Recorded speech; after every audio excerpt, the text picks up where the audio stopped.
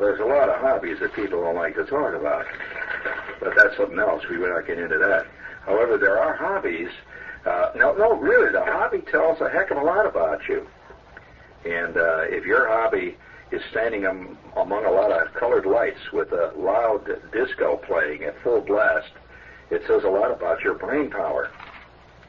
It does. I mean, you may not want to have it say it, but it does. I mean, and I don't make the news. I'm only reporting it, friend. I mean, if your hobby, on the other hand, is competing with Bobby Fischer in imaginary chess games, that says something about you too.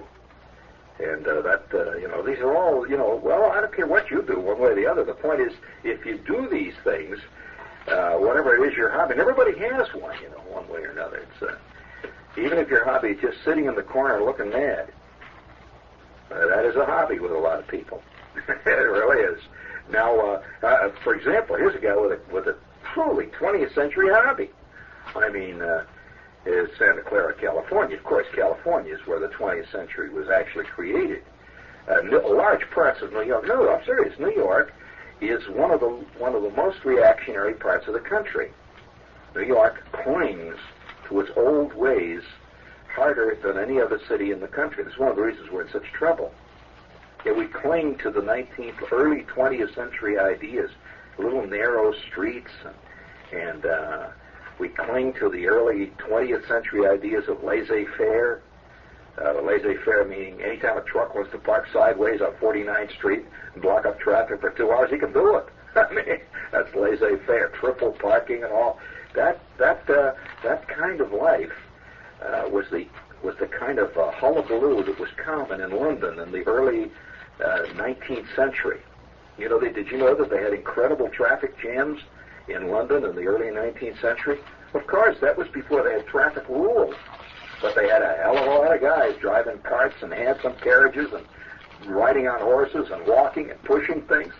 Millions of people. It got to the point sometimes, there are accounts where the traffic was so bad in London in the 1830s that it would take a man 3 days to cross the town. Serious, he stayed at inns on his way across the town. It was such an unbelievable hassle.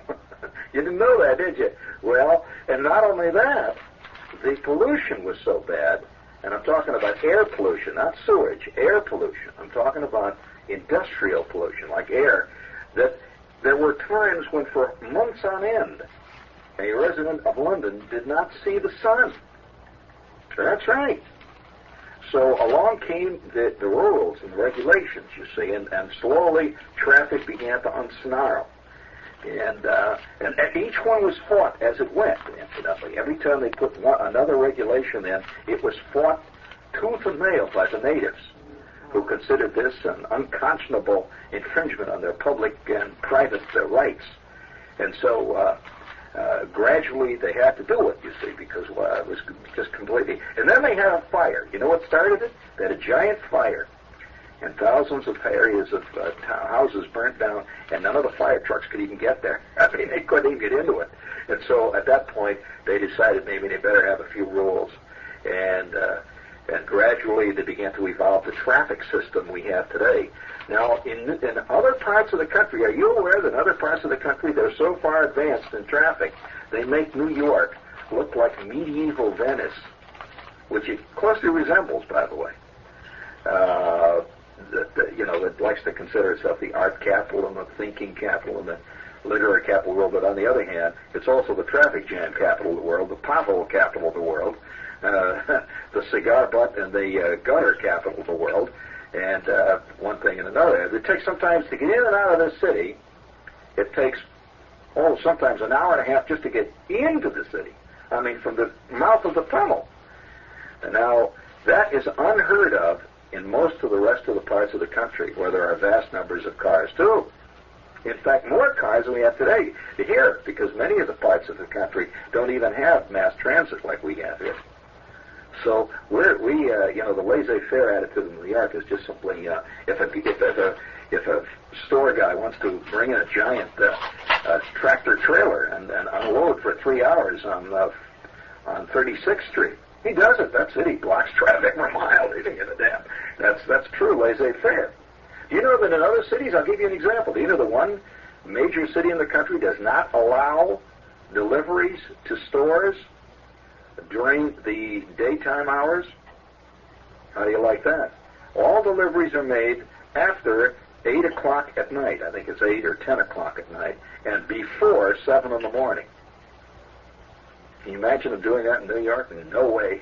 That's because no one would, it's laissez-faire. It's 19th century. This is a very interesting city that way.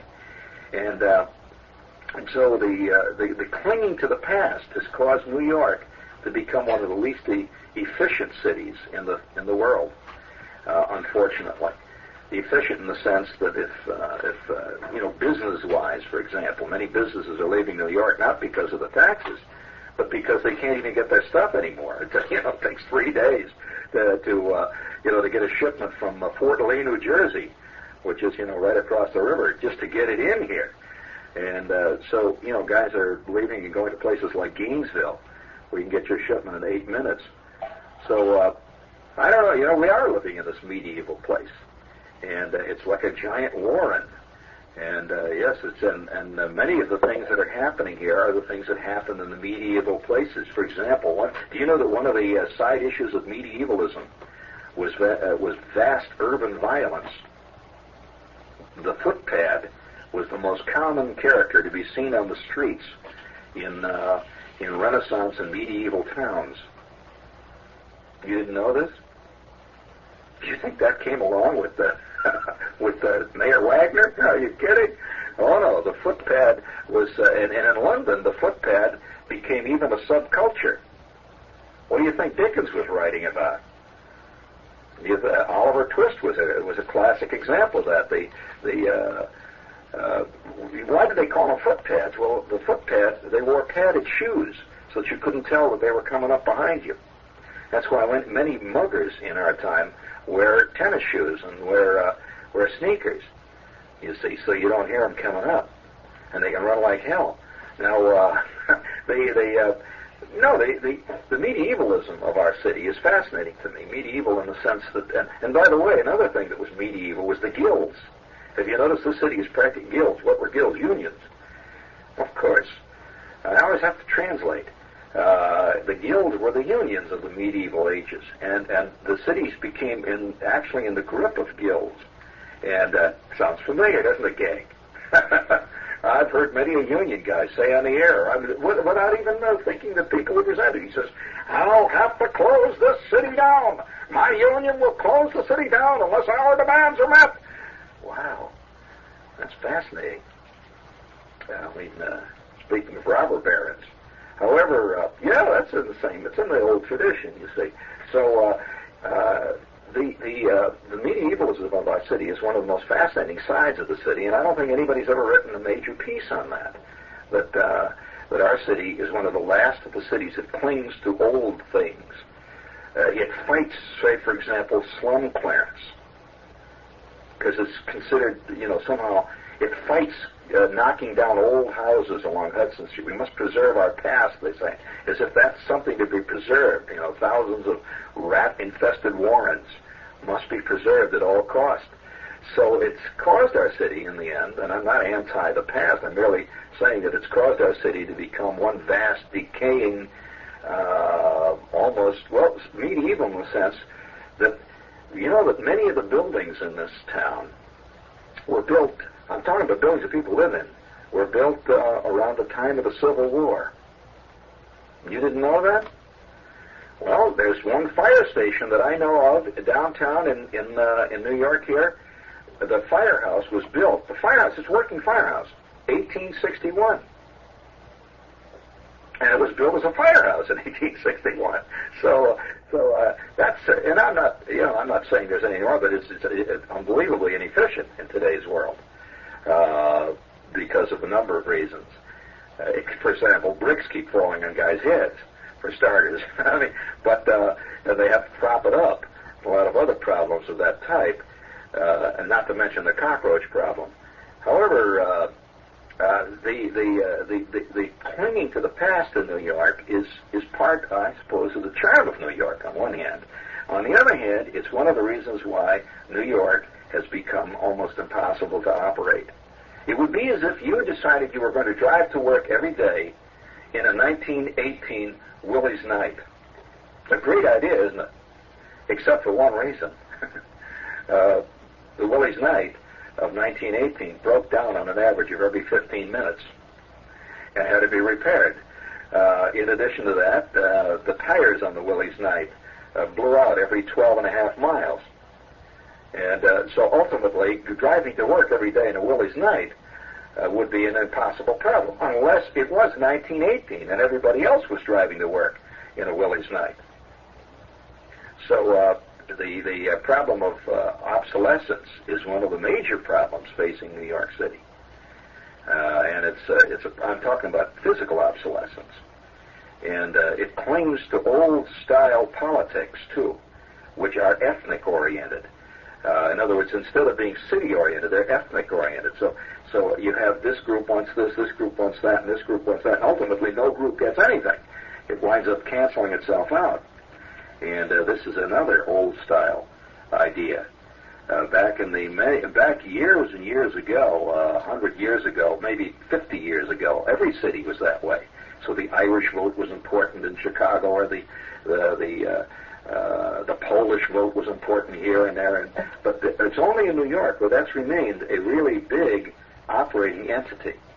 Again, it's a holdover from the past, when the people didn't consider themselves Americans. They considered themselves Polish or Italian or whatever it might be, and they wanted their thing. And the hell with the Poles, the hell with the Swedes. They wanted their thing. So there still remains elements of that in other parts of the country, but that's largely disappeared in most parts of the country. Here it's flourishing, just as medievalism in a way is flourishing. The guilds, the footpads at night. Yes, that's all part of that. In a very real sense, much of the medieval corruption, which was very common. Cross thy palm with silver, magistrate, was the phrase. and this is very common in a city like New York, much more common than we want to admit it. In fact, whole TV series have been created on it, called Serpico. It's based on corruption. It's a fascinating town. And as Earl Wilson always says, don't get me wrong, I love it. But you have to look at it in the face. And once you travel around a great deal, I don't think most New Yorkers travel much to other cities, unless they're resort cities. The average New Yorker will go to Miami. Or he will, and by the way, he'll be flown there, take a limousine to the beach. He thinks he's really visiting a city. But you'll find that other cities have recognized the problems of today. And they've decided that medievalism doesn't pay any longer in this age, in this time. What is part of the medieval? What do you relate to the medieval life, average life? Well, for one thing, the medieval cities were incredibly filthy. Sounds familiar, doesn't it? Now, that meant that everybody in a medieval city did not consider himself part of a city, but he was living in his own cell. And so he would nearly throw his garbage out. Have you been along 6th Avenue recently? So the medieval quality of this city is fascinating to me. At the same time, the medieval city was filled with artists, who usually living in a little colony, the artist. And he was part of the medieval world. And the medieval world, and of course there were always great religious battles that went on in the medieval world. And we've had a few here in this town. This is WOR New York. We'll be back after this barrage of medieval pitches. Yeah, do you find this interesting, this parallel with New York and the medieval world? This is a medieval city in many respects. You see, another thing, too. We use the word progress loosely in this country, and we use it without really stopping to think what it means. We like to think we're all in the 20th century. We are in the 20th century. This is 20th century, right? This is 1976. Well, chronologically we are. But in actuality, many parts of the country are not yet living in 1976. And many other parts of the country are living already in 1995. In other words, When you talk about a century, we talk about the Victorian age. Well, in England, for example, the Victorian age it was not a uniform thing. The age of Victoria, what we all associate with Victorian art, Victorian mores, Victorian attitudes, did not hit the country all at one time. In fact, it spread over the country, and sometimes in many of the parts of England at the time of the Victorian age, we're still living in the age of the medieval, Middle Ages, or close to it. So you could say to somebody, you could go down to a town in England, a little town in the southern part of England, and say, you're living in the Victorian age. He's not. He's living in the age of, Richard II. I mean, in his daily life. Now, in America, see, we tend to think America's, no, we're out of that. All that stuff is past. Not so. For example, I'll give you a classic example. Chicago, one of the reasons Chicago is more efficient than New York is that Chicago is probably the closest city to living in 1976 of any city of a major size in the country, with the possible exception of another curious city, Minneapolis. Now, why? Well, it's because the residents of both of those cities recognized early on in the game that we were entering, whether we liked it or not, we were entering the automotive age. And so they made preparations early in the century for that. And so they tore down all the old little narrow streets, and they put great freeways and avenue ways that go into those cities, so that traveling in and out of those cities is like a breeze, you see. Not only that, but it makes the entire rest of the city operate better. It's cleaner, for one thing, curiously enough. We would think it would be the reverse, but it isn't. These are cleaner cities, by and large, than New York. And because, you see, we are in the automotive age, but we fight it. And so the automotive age that we are in is definitely here. Any of you tried to go through the Holland Tunnel at any time of the day, we're in the automotive age whether you like it or not. It's here. So you have your choice. Either you go with the fact you're in this age, or you fight it. If you fight it, of course, then you're bringing incredible problems on yourself that you can't really deal with. And so New York is a medieval city living amidst, or let's say a neo-medieval city is better the way to put it, a neo-medieval city living amidst in a country really where there are other great cities that are not medieval. They're living in the urban age. We're not living in the urban age really. We're living in the medieval hive age. It's not the same as the urban age. And so the problems of New York, I think, are problems of what part of the century we're living in, actually living in. Not the chronological living, but the actual way of life that we live in. It's fascinating when you travel around the country and you can see the vast differences towards time that various parts of the country have. New York is the most nostalgic city in all of the country. It's most hung on the past of any city. Give you an example. Broadway endlessly is bringing back its past 50 years ago. Endlessly. You look confused, Barney. Well, you mean you haven't seen what the musicals have been in the last couple of years? Maybe I always use you as a good sounding board, because when you look confused, then I know I have to explain it further. But no, that's good. That's very good.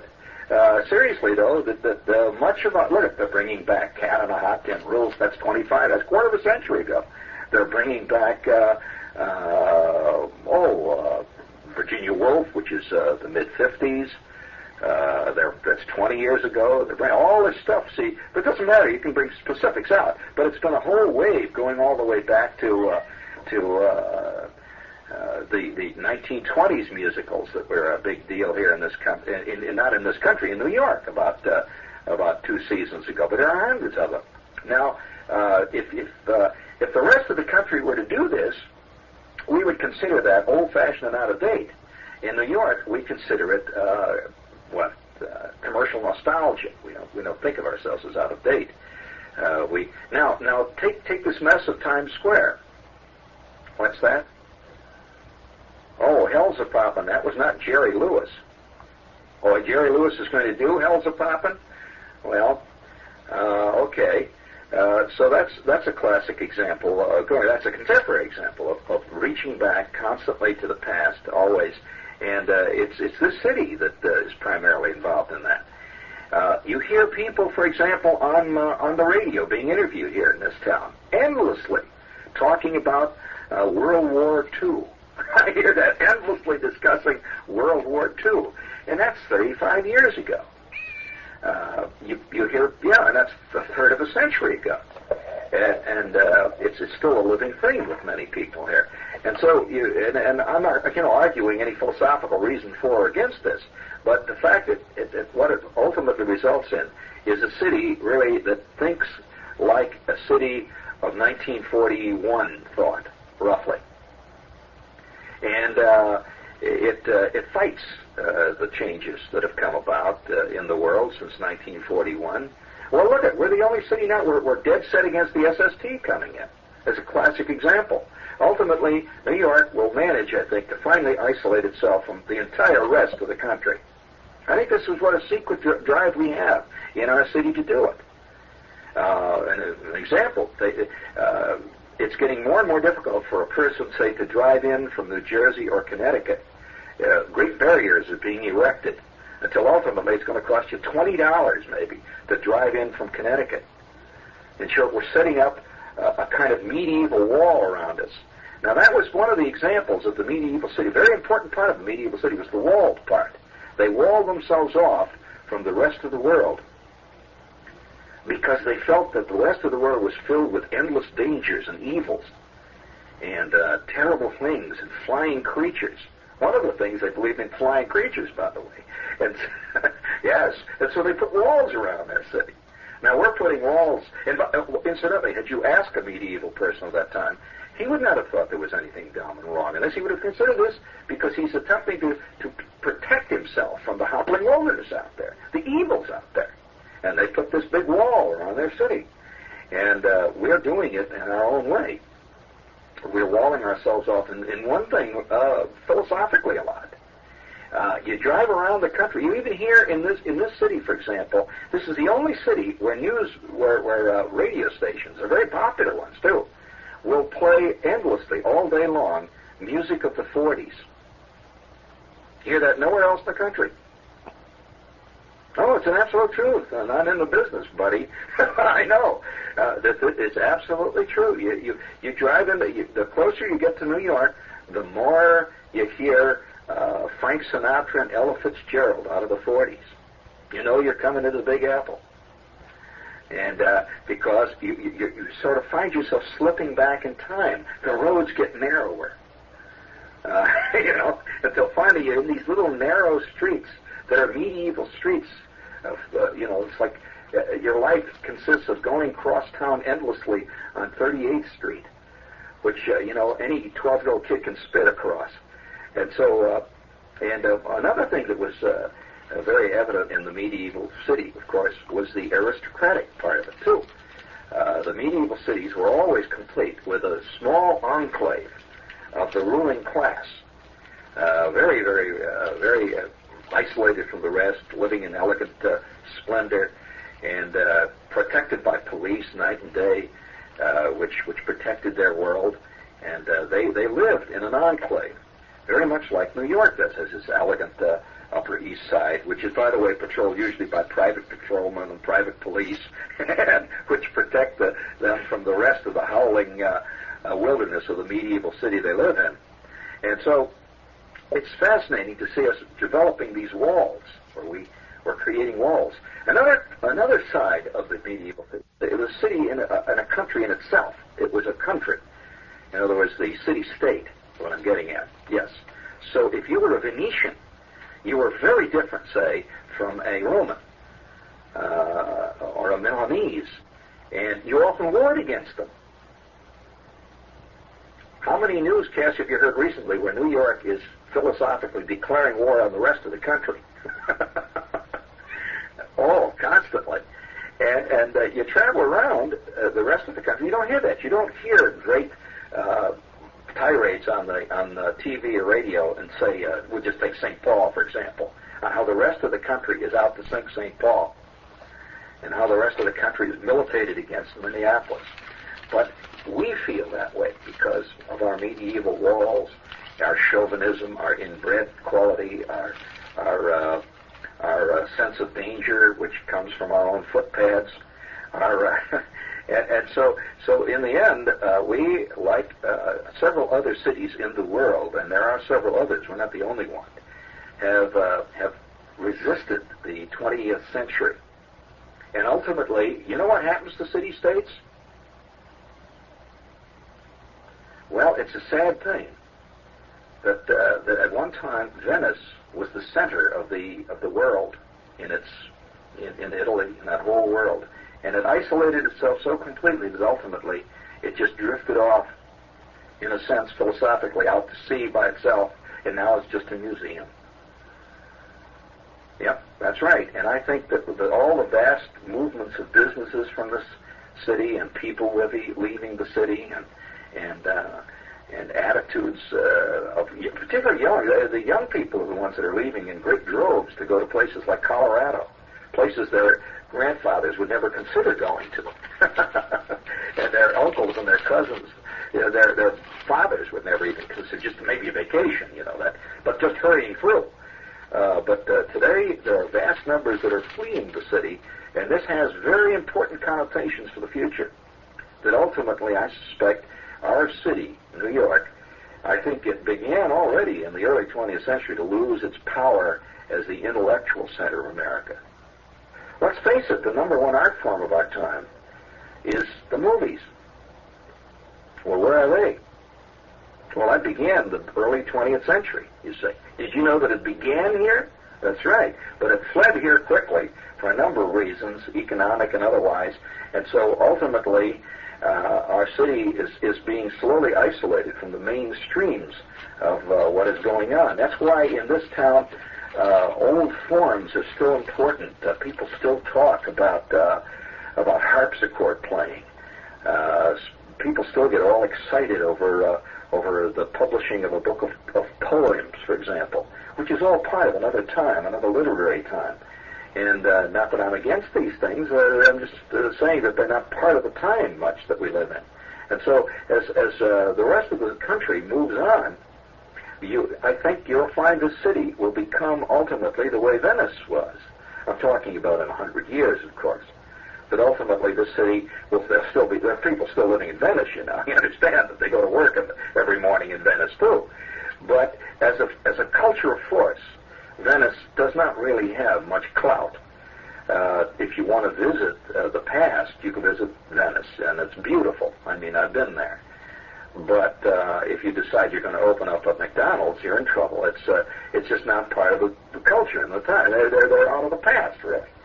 Now, it sounds probably to you casually listening that I'm for, doing away with the past. It's not what I'm dealing with here. I'm saying here that there are certain physical things that ultimately become outmoded. One of the physical things that we've outmoded is the outhouse. People don't have them anymore. Okay? Certain things are outmoded, such as the gondola canoe to go to work in. We don't have that anymore. People simply don't go to work in New York in hansom carriages much anymore. And it's one of the few cities that still remains with working hansoms. I think that's significant. Our cabs, for example, are the dirtiest in the nation. No question about it. The cabs and the whole form of traumatic communication and transportation in the city is among the most medieval of all. And it's a fascinating thing to see. I think in 300 or 400 years, people will come as they come to Venice now, and they will write, romantic Mary McCarthy's of the future will write books called New York Visited in the Springtime. As a museum, there'll be pictures of these ancient buildings, and people will still live here. But I think that we are isolating ourselves with walls of tariffs, philosophical walls, and ultimately the city will, sadly enough, drift away because we will not give up the 19th century here in New York. We simply won't. Boss Tweed could get elected today. That's right. And probably has been in the last 4 or 5 years here in New York several times. And but New York is proud of it. You see, that's the thing that bothers me.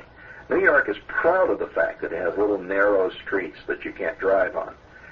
Or anything. The trucks can't. Nothing can move. It's proud of this. It's preserving our heritage. Well, is our heritage dirt, crime? Is our heritage, you might say, emotional and communications and transportation constipation, which is what ultimately, by the way, that ultimately strangled the medieval city. It simply died because no one could move in it. It became a vast rabbit warren of quarreling people, and vast fires would sweep the medieval cities, and the great slums grew, incredible slums. Sounds familiar, doesn't it? And group was pitted against group in the medieval cities. Gangs were very, that the gang was created in the medieval city. I'm talking about the robber gang. Oh, yeah. Okay. And also another thing that began to trouble the people in the medieval city was a slow sense of strangulation and personal stifling. And I know many of my friends here in New York are beginning to slowly feel stifled in the city now. And they clutch at things to make them feel that they're out. That's why plants are selling like crazy in New York, to try to pretend somehow there is something green and growing. Pet stores have proliferated like crazy, but not so in Minneapolis. No,